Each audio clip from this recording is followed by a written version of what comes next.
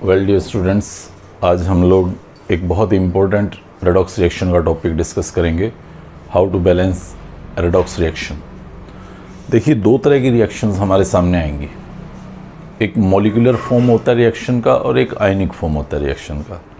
ध्यान रखें, रिएक्शन एक ही है, उसकी फॉर्म दो हैं। जो यहाँ मैंने बोर्ड पे आपके सामने लिख के दिखाया है, molecular reaction and ionic reaction, उसको आप दो अलग अलग type of the reaction consider यहाँ पे मत कीजिए। एक रिएक्शन होगी जिसके दो फॉर्म्स हो सकते हैं, एक मॉलिक्यूलर फॉर्म और एक आयनिक फॉर्म। जैसे मैं एग्जांपल से आपको समझाता हूँ। मान लीजिए मैंने एक बोतल के अंदर या एक बीकर के अंदर कॉपर सल्फेट लिया। आपको पता है ये एक ब्लू कलर का सॉल्यूशन होता है, और मैंने इसके अंदर एक जिंक की रोड से मिक्सिंग करना शुरू कर दिया। ये जिंक रोड लिया और इस जिंक रोड से इसको शेक करना शुरू कर दिया। एक्चुअली क्या होता है, जिंक एक मोर रिएक्टिव मेटल होती है और कॉपर सल्फेट से लेस रिएक्टिव मेटल को डिस्प्लेस करना शुरू कर देता है। रिजल्टिंग ट्रांसपेरेंट लिक्विड बन जाता है जिंक सल्फेट, कलरलेस लिक्विड बन जाता है जिंक सल्फेट का, और कॉपर वहाँ पे प्रेसिपिटेट्स की फॉर्म में, सॉलिड फॉर्म में यहाँ नीचे डिपॉजिट होना शुरू हो जाता है। ये सिंपल सा एक डिस्प्लेसमेंट रिएक्शन हमें समझाया गया है, जहाँ पे आप देख सकते हैं जिंक ने कॉपर को डिस्प्लेस किया है।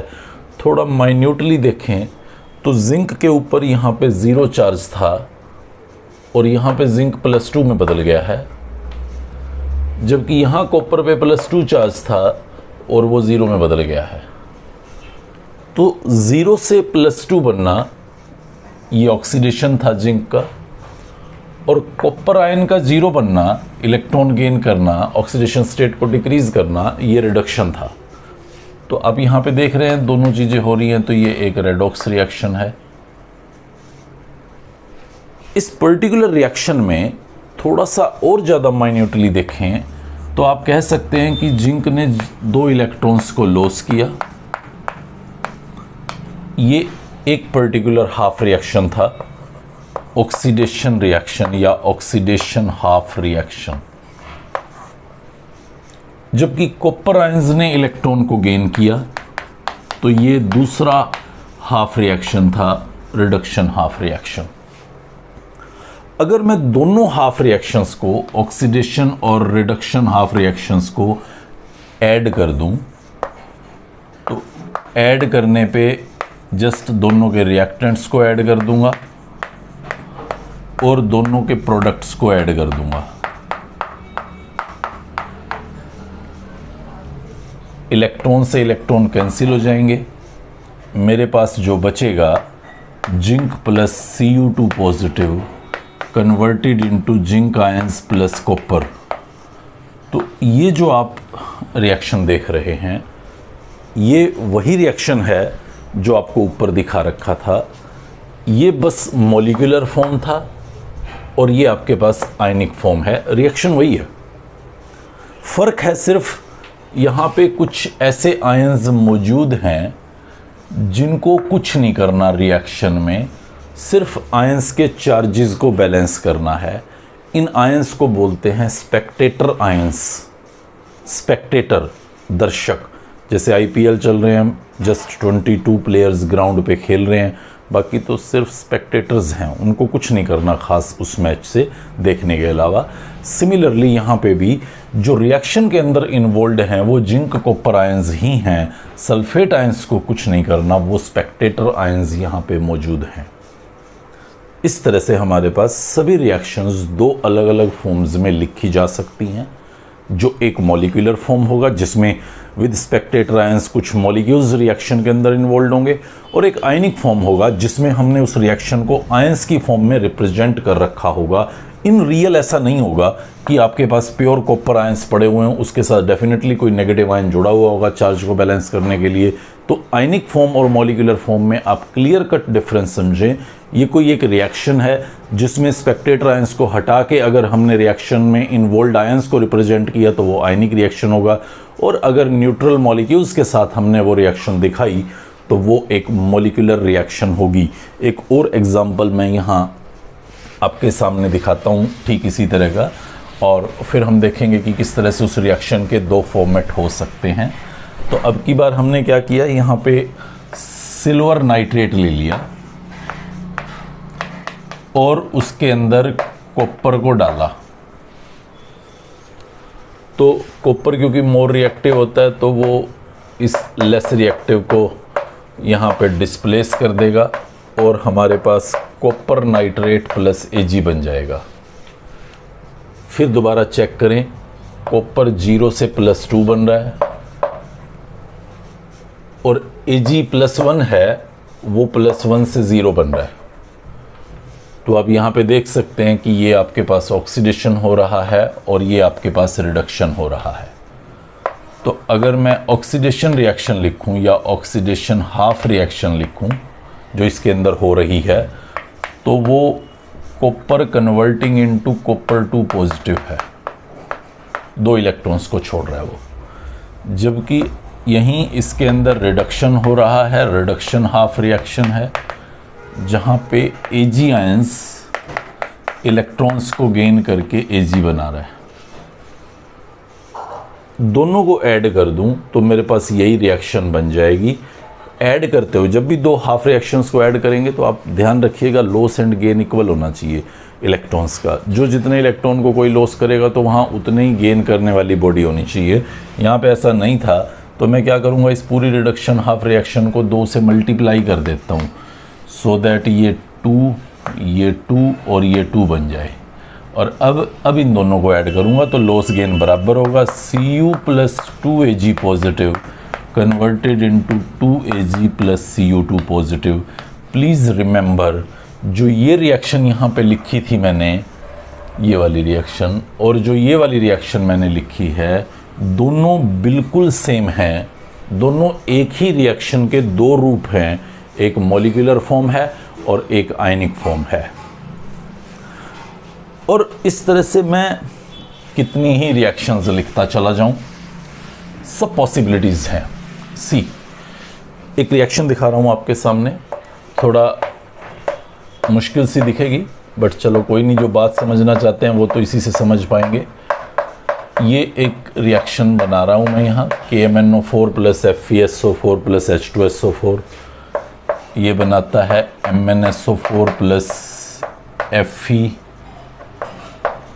Fe2SO4 thrice, Fe2SO4 thrice plus K2SO4 plus water.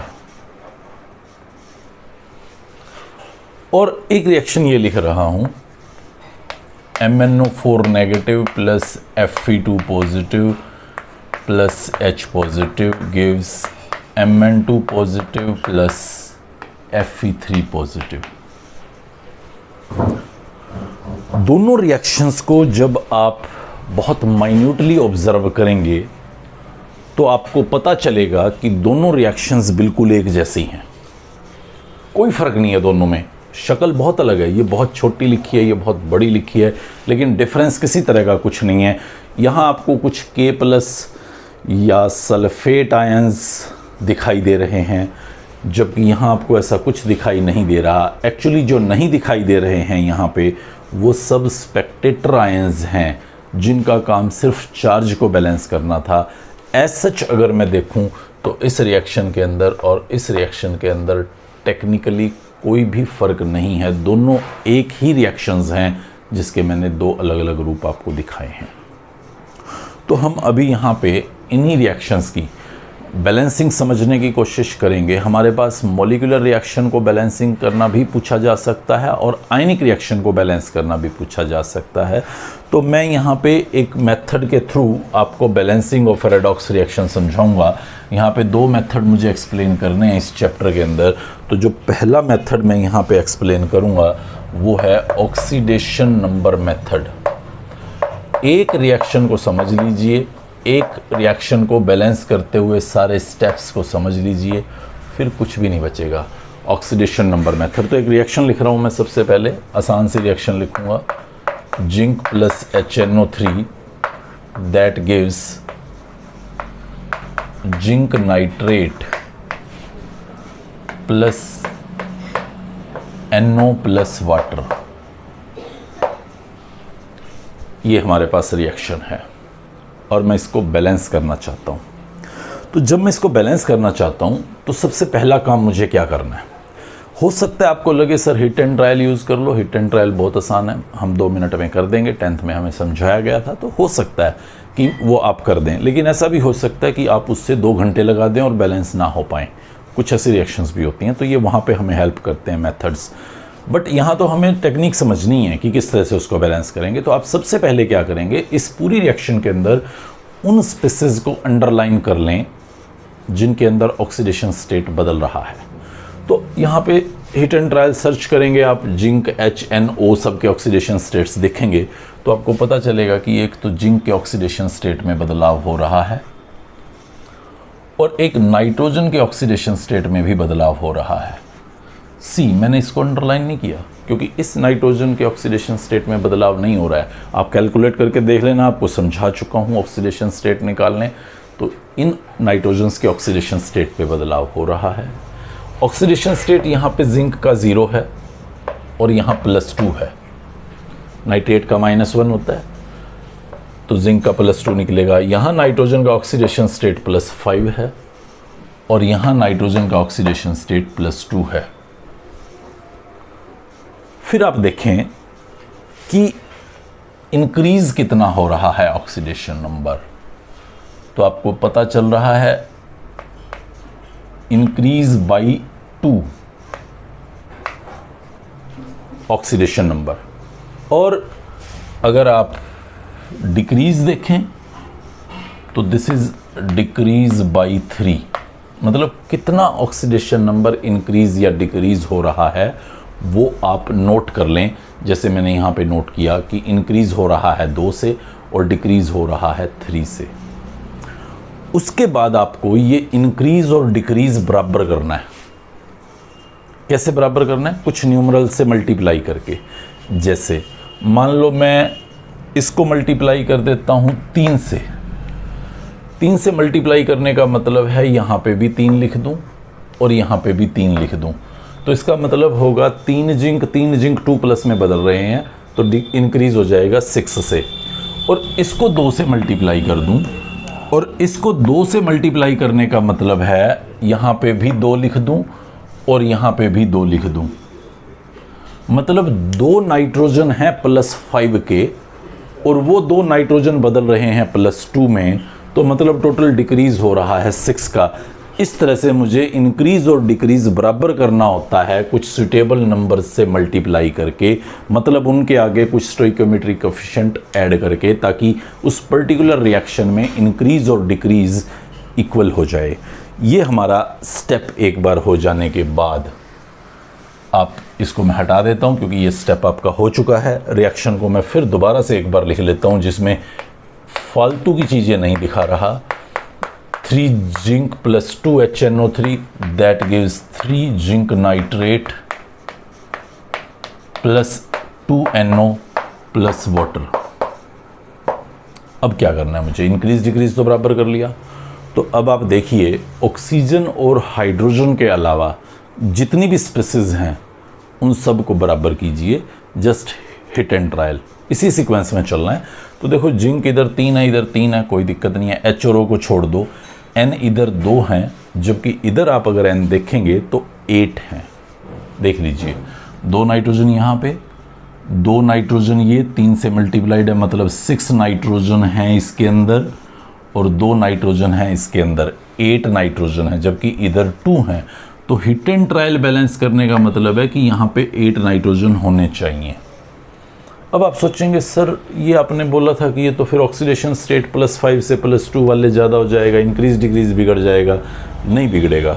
देखो इधर नाइट्रोजन +5 के कितने हैं? 8, +5 के 8, उसमें +5 के 6 तो यहाँ पड़े हैं और +2 के 2 यहाँ पड़े हैं, तो नाइट्रोजन वही 8 हैं। बट आप यूँ मत समझिएगा कि इन सभी नाइट्रोजन का ऑक्सीडेशन स्टेट बदला है। ऑक्सीडेशन स्टेट उन्हीं 2 का बदला है जो यहाँ पे मैं पहले दिखा रहा था, बाकी 6 वो नाइट्रोजन्स हैं जो एज इट इज़ ऐसे के ऐसे आगे। तो ये आपके पास नेक्स्ट स्टेप था कि other than hydrogen and oxygen जितने एटम्स हैं उनको हिट एंड ट्रायल बैलेंस किया जाए। उसके बाद आखिरी स्टेप ऑक्सीजन को बैलेंस किया जाए just by putting water toward the deficient side. जो भी ऑक्सीजन की कमी से जूझ रही है साइड, उसके अंदर आप वाटर को ऐड कर दें। जैसे आप इधर कैलकुलेट करें, 24 ऑक्सीजन्स हैं, 8 × 3 24 ऑक्सीजन्स। और इधर आप अगर देखते हैं तो 18 + 2 20 + 1 21 ऑक्सीजन हैं। तो 21 ऑक्सीजन इस तरफ हैं और 24 इस तरफ है, मतलब 3 ऑक्सीजन कम है। तो आप यहां पे 3 वाटर डाल दीजिए, 3 वाटर डाल दीजिए। अब आप कैलकुलेट कीजिएगा तो यहां पे भी आपको 24 ऑक्सीजन नजर आएंगे और यहां पे भी आपको 24 ऑक्सीजन नजर आएंगे। रिजल्ट आपकी ये रिएक्शन अब बैलेंस हो चुकी है। आपको स्टेप बाय स्टेप करना है। सबसे पहली लाइन में आप ऑक्सीडेशन स्टेट जिनका चेंज हो रहा है उसको अंडरलाइन करें, फिर इंक्रीज डिक्रीज चेक करके उसको बराबर करें, फिर जो other than oxygen and hydrogen है उनको बैलेंस करें, और फिर फाइनली आप ऑक्सीजन को बैलेंस करें। आप सोच रहे होंगे सर हाइड्रोजन कहाँ गया, तो हाइड्रोजन ऑटोमेटिकली बैलेंस हो जाता है यहाँ पे, बस ऑक्सीजन को बैलेंस करने के बाद आप रुक जाइए। अगर रिएक्शन आयनिक होगी तो हमें आगे बढ़ के हाइड्रोजन को बैलेंस करना होता है, तो वो आगे की सिचुएशन आगे बताऊंगा। अभी फ़िलहाल मॉलिक्यूलर रिएक्शन के ऊपर आप फोकस करें और इस तरह से देखें कि आप कैसे किसी भी एक पर्टिकुलर रिएक्शन को बैलेंस कर सकते हैं। इस रिएक्शन को देखें, वैसी ही है रिएक्शन काफ़ी हद तक। मैग्नीशियम 0 से +2 बन रहा है और नाइट्रोजन +5 से +4 बन रहा है। This is your increase by 2। हाँ, पहले स्टेप पे आप ऐसे कर लीजिएगा कि जिनका ऑक्सीडेशन स्टेट बदल रहा है उनको आप अंडरलाइन कर लें, फिर ऑक्सीडेशन स्टेट की वैल्यू देख के आप इंक्रीज डिक्रीज का पता कर लें, जैसे मैं यहाँ पे कर रहा हूँ दोनों के लिए। एक ऊपर एक नीचे ऐसे भी शो किया हुआ बुक में आपको दिखेगा, वो कुछ हार्ड एंड फास्ट नहीं है, जैसे आपका मन करता हो आप वैसा करें। ये इंक्रीज बाई 2 है, ये डिक्रीज बाई 1 है। इंक्रीज डिक्रीज बराबर करना था तो इसको 2 से मल्टीप्लाई करो बस, फिर डिक्रीज बाई 2 हो जाएगा, इंक्रीज बाई भी 2 होगा। तो इसको 2 से मल्टीप्लाई करने का मतलब है यहाँ पे आप 2 मोल लें और यहाँ पे भी आप 2 मोल बनाएं, मतलब 2n5+ 2n4+ में बदल रहे हैं। तो इस तरह से आप इंक्रीज डिक्रीज को बराबर कर चुके हैं। उसके बाद आप ये नेक्स्ट लाइन पे चलेंगे। आपको रब नहीं करना वहाँ पे कॉपी में, आप तो लिख चुके। अब अगली लाइन पे आप इसको दोबारा रिपीट कर लेंगे एज इट इज़ रिएक्शन को, और other than oxygen and hydrogen देखें, उनको हिट एंड ट्रायल बैलेंस करें। तो मुझे यहाँ पे नज़र आता है 4 नाइट्रोजन हैं, 2 नाइट्रोजन ये हैं, NO3 के बाद ट्वाइस है, 2 नाइट्रोजन ये हैं, 4 नाइट्रोजन है। और ये भी हटा देता हूँ मैं, क्योंकि मैं नई लाइन में इसको दोबारा लिख चुका हूँ, तो वो चार्जेस की वैल्यू को मुझे अब कुछ लेना देना नहीं है। इधर मैं बता रहा था आपको 4 नाइट्रोजन है, इधर 2 नाइट्रोजन है, तो ये लीजिए मैं यहाँ पे 4 नाइट्रोजन कर देता हूँ। फिर मैं ऑक्सीजन को देखता हूँ तो ऑक्सीजन इधर 12 हैं, जबकि इधर 6 + 4 10 + 1 11 है, मतलब एक ऑक्सीजन इस तरफ कम है, तो मैं यहाँ पे एक वाटर ऐड कर दूंगा। तो इस तरह से मेरे पास ये बैलेंस रिएक्शन होगी।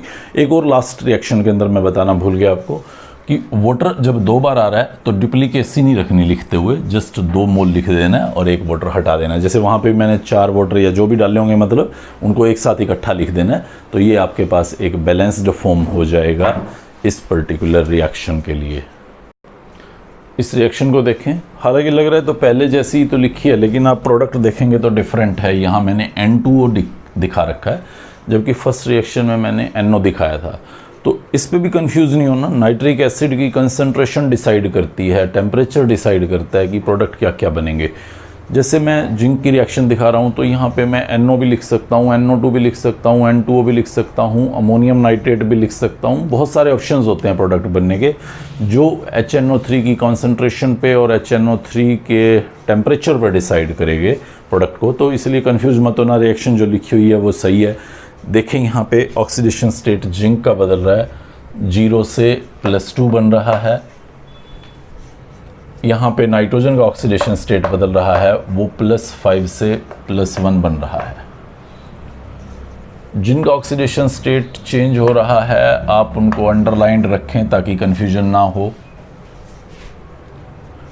अब आप ध्यान दें कि जिनका ऑक्सीडेशन स्टेट चेंज हो रहा है, इधर देखें नाइट्रोजन +1, 2 नाइट्रोजन्स का है +1। देखिए आपने जब +1 निकाला होगा, नाइट्रोजन का x मानना होगा, 2 से मल्टीप्लाई किया होगा क्योंकि 2 नाइट्रोजन है, प्लस ऑक्सीजन का -2 होगा, ओवरऑल 0। तो यहाँ जब आपने x की वैल्यू निकाली होगी +1, तो आप ध्यान रखें कि वो +1 एक नाइट्रोजन के लिए था, जबकि आपके पास तो यहाँ 2 नाइट्रोजन है +1 वाले, तो यहाँ पे भी +5 के 2 नाइट्रोजन तो मिनिमम रिक्वायर्ड होंगे, तभी तो 2 + 5 से 2 + 1 में बदल पाएंगे। मैं इसको ऐसे बोल देता हूँ, यूँ ही याद रख लेना कि आप जब एटम्स को अंडरलाइन करते हो, जो ऑक्सीडेशन स्टेट बदल रहे हैं, आप उनको बिफोर चेकिंग द इंक्रीज और डिक्रीज आप उसको पहले ही बराबर कर लें। जैसे मैंने यहाँ पे पहले ही बराबर कर दिया, ये 2 नाइट्रोजन +1 के हैं, तो इधर +5 के 2 नाइट्रोजन मेरे पास होने ही चाहिए। प्लीज़ रिमेंबर, ये एक ऐसा पॉइंट है जहाँ मैंने बच्चों को मोस्ट ऑफ द टाइम गलती करते देखा है, बट आप ये गलती मत करना। हम लोग कई एग्जाम्पल्स पे इस बात को प्रैक्टिस में लाएंगे कि जितने एटम इस तरफ हैं और जितने एटम इस तरफ हैं, जब आप इंक्रीज डिक्रीज चेक कर रहे हैं, मीन्स ऑक्सीडेशन स्टेट का डिफरेंस चेक कर रहे हैं, तो आप दोनों को यहाँ बराबर रखिएगा। अब आगे बढ़ते हैं और देखते हैं कि कैसे मैं इंक्रीज डिक्रीज को कैलकुलेट करता हूँ। बहुत ध्यान से देखना, क्योंकि मैं बता रहा हूँ बच्चे बहुत ज़्यादा गलती करते हैं। यहाँ पे ये जिंक 0 से +2 बन रहा है, तो this is your increase by 2, और ये +5 से +1 बन रहा है, तो this is your decrease by, please don't say it 4, क्योंकि 2 नाइट्रोजन है +5 के और इधर 2 नाइट्रोजन है +1 के। एक नाइट्रोजन में 4 का डिक्रीज है, 2 नाइट्रोजन में तो 8 का डिक्रीज है। टोटल डिक्रीज देखना आपको, टोटल इंक्रीज देखना है। ये जो ऑक्सीडेशन स्टेट्स मैंने यहाँ पे दिखाई हैं, ये तो पर एटम है, क्योंकि 2 एटम प्रेजेंट हैं, 2 इधर +5 के बता रहा हूँ। आप इधर एक नहीं रख सकते, क्योंकि एक नाइट्रोजन 2 नाइट्रोजन में थोड़ी बदल जाएगा, एटम्स तो सेम रहने हैं। तो इधर 2 नाइट्रोजन +5 के थे, वो +1 में बदले हैं, तो टोटल डिक्रीज 8 का है। मुझे लगता है आप पक्की बात है गलती नहीं करेंगे। इंक्रीज डिक्रीज बराबर करना है तो 4 से मल्टीप्लाई कर देता हूँ। ये देखिए 4 से मल्टीप्लाई करने का मतलब यहाँ 2 जगहों पे 4 स्टोइकियोमेट्रिक कोफिशिएंट लिख दूंगा। तो अब मुझे यहाँ पे स्पष्ट दिख रहा है कि इंक्रीज डिक्रीज बराबर हो चुका है। चलिए, तो इस स्केलेटन को एक बार हटा के दोबारा से वो रिएक्शन साफ सुथरी लिख रहा हूँ जिसमें एडिशनल चीज़ें नहीं हैं। इस पर्टिकुलर रिएक्शन में अगर आप देखें तो इंक्रीज डिक्रीज बराबर हो चुका है। अब मुझे other than hydrogen and oxygen atoms को बैलेंस करना है। तो इधर आप देखेंगे तो यहाँ पे 10 नाइट्रोजन है राइट साइड पे, जबकि इधर 2। तो कुछ नहीं करना, मैंने जस्ट हिट एंड ट्रायल 10 लिख देना है। 10 नाइट्रोजन हो गए +5 के, 8 तो एज इट इज़ ऐसे कैसे रहेंगे, बट 2 के अंदर ऑक्सीडेशन स्टेट बदला है, तो ये आपके पास particularly other than hydrogen and oxygen atoms balance हो जाते हैं। फिर मुझे ऑक्सीजन बैलेंस करना था। इधर 30 ऑक्सीजन हैं और इधर 24 + 2 26, मतलब 4 ऑक्सीजन राइट साइड पे कम हैं। तो मैं 4 ऑक्सीजन के लिए 4 वाटर डाल दूंगा, और जब 4 वाटर डालूंगा तो 1 वाटर पहले से पड़ा है, 4 मैंने डाल दिए, यानी कि 5 वाटर।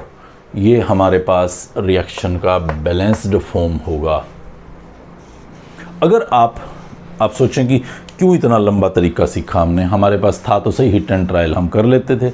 आप इसको हिट एंड ट्रायल से ट्राई करेंगे तो शायद ये बहुत लंबा टाइम ले जाएगा, जो कि यहाँ पे हमने कुछ मिनटों में ही इसको सॉल्व कर देना है।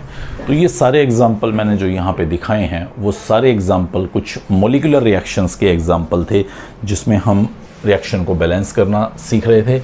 चलिए मैं आपको कुछ आयनिक रिएक्शंस भी दिखाता हूँ यहाँ पे, और उसको बैलेंस करने की कोशिश करेंगे। ये मेरे पास एक रिएक्शन है MnO4 negative plus Fe2 positive converted into Mn2 positive plus Fe3 positive. Ionic reaction की एक ख़ास बात होती है कि वो आपको ऑलरेडी बताया जाता है कि रिएक्शन को एसिडिक मीडियम में आप बैलेंस करें कि बेसिक में। तो अभी मैं एसिडिक मीडियम वाली बताऊँ, आपको लिखा मिलेगा balance the following reaction in acidic medium, या उस रिएक्शन के अंदर कहीं आपको H+ दिखाया गया होगा तो भी आप अंडरस्टूड होंगे कि हाँ ये एसिडिक मीडियम में होने वाली रिएक्शन है। बट वो ज़्यादातर टाइम लिखते हैं आयनिक रिएक्शन को कि आप एसिडिक मीडियम में इसको बैलेंस कीजिए या बेसिक मीडियम में आप इसको बैलेंस कीजिए। तो हम कैसे इसको बैलेंस करेंगे, सारा का सारा काम वही है, बट एक कदम आगे बढ़ेंगे और हाइड्रोजन को बैलेंस करना एडिशनली सीखेंगे। तो पहला काम कर रहा हूँ मैं यहाँ पे, इसको हटा देता हूँ, समझ लो ये नहीं लिखा हुआ और आपको बोल रहे हैं कि आप एसिडिक मीडियम में बैलेंस कीजिए, तो आप अंडरलाइन कीजिए उन बॉडीज़ को जिनका ऑक्सीडेशन स्टेट बदल रहा है। अब आप देखें कि कितना बदल रहा है, तो इसको चेक कर लीजिएगा। ये +7 मैग्नीज निकलेगा यहाँ पे, मैग्नीज की वैल्यू x डाल के देखिए, +7 से +2 बन रहा है, मतलब दिस इज डिक्रीज बाय 5। और ये +2 से +3 बन रहा है, इंक्रीज बाय 1। इंक्रीज डिक्रीज बराबर करना है तो मैं इसको 5 से मल्टीप्लाई कर देता हूँ। 5 से मल्टीप्लाई करने का मतलब है यहाँ 5 लिख दिया और यहाँ 5, मतलब 5 Fe2 + Fe3+ में बदल है तो 5 का इंक्रीज़ हुआ, और यहाँ एक MnO4 नेगेटिव Mn2+ में बदल रहा था तो 5 का डिक्रीज़ हुआ। आप याद रखें इसके -1 को आपको नहीं देखना, जो अंडरलाइन किया है जिसका ऑक्सीडेशन स्टेट बदल रहा है उसके चेंज को हमें देखना होगा। तो इस तरह से मैंने यहाँ पे इंक्रीज़ डिक्रीज़ बराबर भी कर लिया पता करके, और मैं अपनी उसी पुरानी ओरिजिनल रिएक्शन पे आ गया जैसा मुझे क्वेश्चन में दिखाई गई थी। उसके बाद मुझे other than hydrogen and oxygen देखने थे, तो other than hydrogen and oxygen तो Fe और Mn है और वो बराबर पड़े हैं, तो फिर मुझे ऑक्सीजन को बैलेंस करना था। इधर 4 ऑक्सीजन है तो उनको बैलेंस करने के लिए 4 वाटर डाल दूंगा। फिर मुझे यहाँ पे अगला स्टेप हाइड्रोजन बैलेंस करने हैं, इधर 8 हाइड्रोजन हैं तो मैं यहाँ पे 8H+ डाल दूंगा, तो बस ये मेरे पास बैलेंस्ड रिएक्शन हो जाएगा। बस हाँ, करना स्टेप बाय स्टेप है, ऐसा नहीं है कि आप भी मेरी तरह से एक ही लाइन में सब कुछ निपटा दें, आप निपटा भी नहीं पाएंगे। कॉपी पे करेंगे तो आप रब थोड़ी कर सकते हैं ऐसे, तो आप अगली लाइन में उस रिएक्शन को दोबारा लिखेंगे, फिर other than oxygen hydrogen balanced हैं एंड ऑक्सीजन को बैलेंस करेंगे तो एक लाइन में, हाइड्रोजन को बैलेंस करेंगे तो एक लाइन में। तो इस तरह से आप इसको परफॉर्म करके देखेंगे। ये हमारे पास एसिडिक मीडियम में रिएक्शन का बैलेंसिंग था। एक और रिएक्शन दिखाता हूँ आपको ऐसे ही मैं। ये मेरे पास एक रिएक्शन है,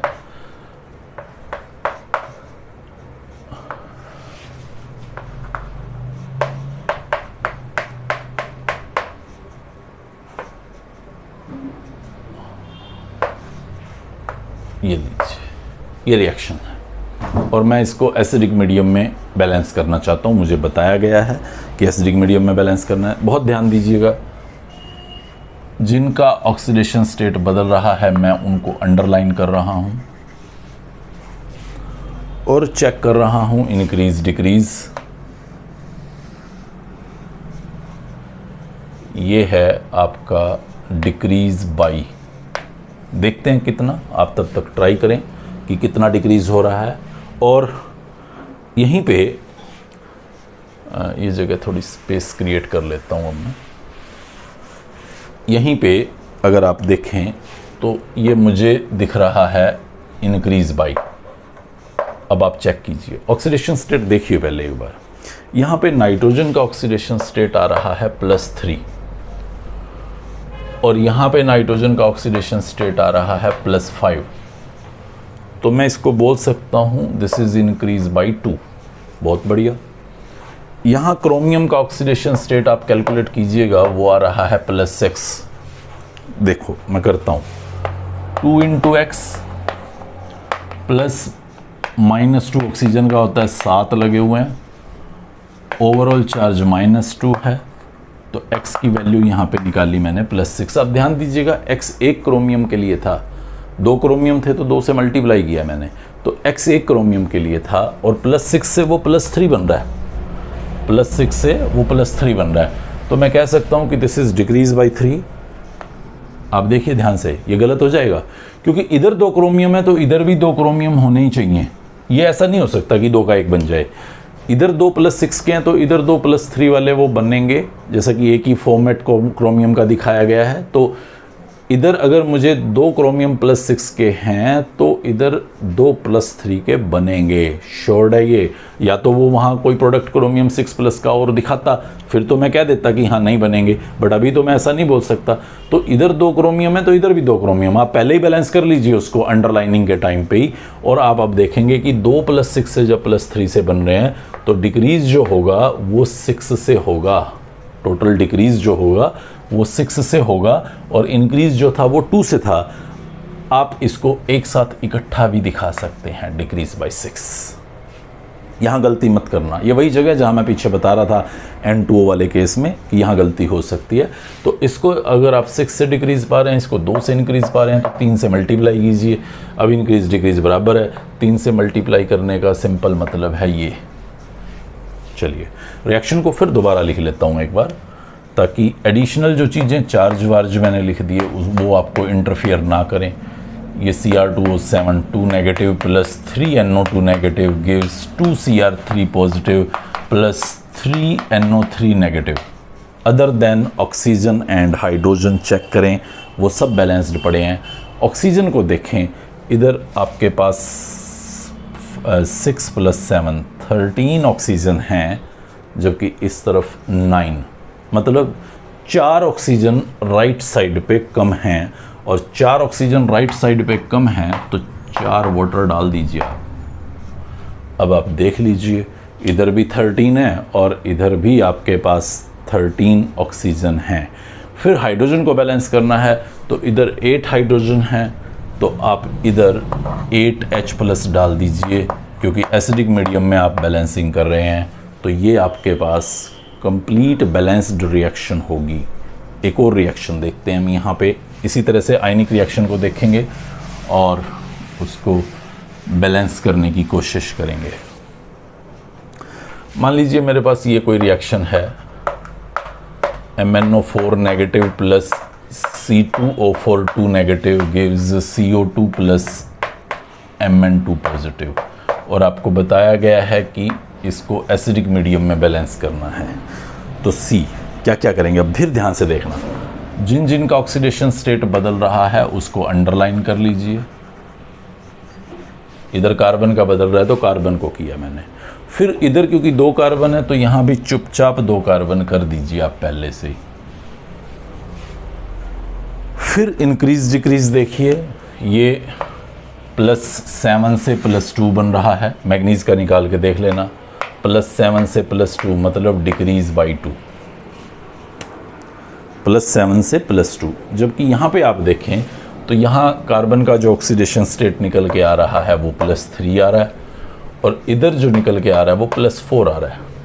बट आप ध्यान दें, +3 जो निकल के आ रहा है वो एक कार्बन का आ रहा है, और +4 इधर जो मैंने लिखा है वो भी एक कार्बन का लिखा है। कार्बन तो रियली 2 प्रेजेंट हैं, तो I will say it this is increase by 2। मैं इसको इंक्रीज बाई 1 नहीं बोलूँगा, क्योंकि 2 कार्बन हैं +3 के, वो +4 में बदल रहे हैं। सॉरी, ये डिक्रीज बाई 5 था, गलती होगी मुझसे, +7 से +2 बन रहा था। तो अब आप देख सकते हैं ये डिक्रीज बाई 5 है और वो इंक्रीज बाई 2। अब इंक्रीज डिक्रीज को बराबर करना था मुझे, तो क्या करूँगा मैं, इसको 2 से मल्टीप्लाई कर दूंगा, इसको 5 से मल्टीप्लाई कर दूंगा, तो टोटल इंक्रीज भी 10 का हो जाएगा और डिक्रीज भी 10 का हो जाएगा। 2 से मल्टीप्लाई करने का मतलब है यहाँ पे 2 लिख देना और यहाँ पे 2 लिख देना, और 5 से मल्टीप्लाई करने का मतलब है इधर 5 लिख देना और इधर 5 से मल्टीप्लाई कर देना। मतलब आप देखिए अब यहाँ 2 नहीं होगा, 5 × 2 यानी 10 होगा। तो मेरे पास रिएक्शन बन के आ गई अब तक, जिसमें मैं इंक्रीज डिक्रीज बराबर कर चुका हूँ, और मुझे देखना होगा कि other than hydrogen and oxygen जो स्पीसीज प्रेजेंट हैं उनका क्या हाल है। तो मुझे पता चल रहा है कार्बन और मैग्नीज हैं और वो तो दोनों बराबर पड़े हैं, तो मैं सीधा ऑक्सीजन पे काम करूंगा। इधर मुझे 20 + 8 28 ऑक्सीजन दिख रहे हैं, ध्यान से देख लीजिएगा आप। 20 ऑक्सीजन ये हैं और 8 ऑक्सीजन ये, 28 ऑक्सीजन है, जबकि वहाँ पे 20 दिख रहे हैं। 8 ऑक्सीजन कम है तो मैं 8 वाटर यहाँ पे ऐड कर दूंगा। और अब हाइड्रोजन के लिए लास्ट स्टेप, नेक्स्ट लाइन लिखूंगा by balancing on balancing hydrogen. तो फिर नेक्स्ट टाइम दोबारा ये रिएक्शन रिपीट करके 16H+ लिख दूंगा। तो इस तरह से मेरे पास ये एक बैलेंस्ड रिएक्शन होगी।